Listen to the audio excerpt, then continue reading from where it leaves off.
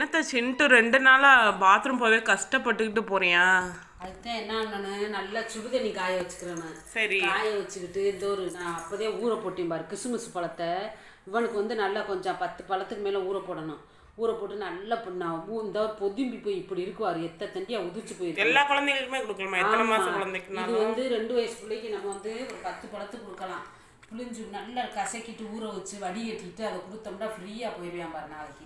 அதே மாதிரி 2 மாத குழந்தை 3 மாத குழந்தையெல்லாம் வெளியே போகலைண்டா நம்ம ஒரு 2-3 கிசுமிஸ் பழத்தை எடுத்துக்கிறோம். நல்லா செழுதண்ணி கொதிக்க கச்சு சங்கில் ஊற வச்சு நசுக்கி விட்டு கொடுத்தோம்னா ஃப்ரீயாக வெளியே போயிடும். மலச்சிக்கல் இல்லாமல் இருக்கும். அந்த சக்கையெல்லாம் எடுத்துட்டு சாரை மட்டும் கொடுக்கணும். சாரத்தை கொடுக்கணும், வடிகட்டிடணும். சரி சரி. பெரிய மனுஷருமே ஒரு மாதிரியா இருந்தால் 10-15 பழத்தை போட்டு நல்லா மெண்டுக்கிட்டு சுடுதண்ணி குடிங்க.